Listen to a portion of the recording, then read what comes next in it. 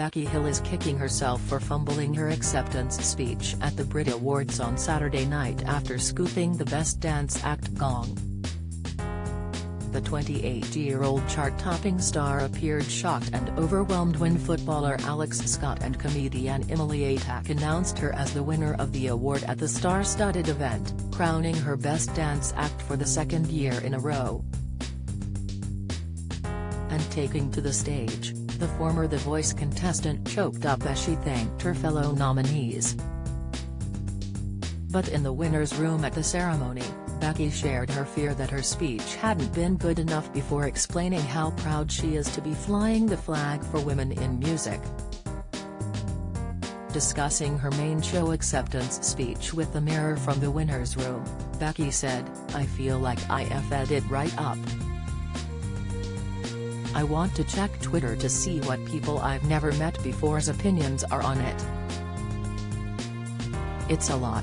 I've just had one of those days today where nothing was going right and I was sat at the tables and I thought I've got this one. I've got a feeling, which is weird because I have the best feelings in the world, so I don't know why I doubted them."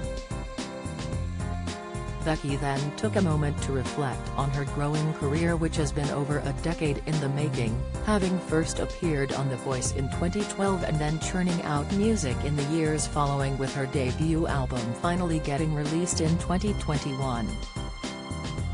She said, "We're the first female resident in Ibiza and there aren't any female residents anywhere, and it's a real big shame.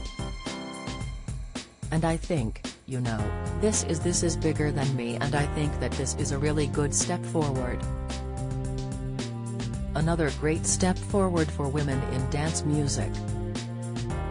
And, fellow Best Dance Act nominee, Eliza Rose gets a huge shout out because she's sick and it's great to be up there with her. During the main BRIT Awards ceremony, Becky turned the air blue when she took to the stage to accept her gong.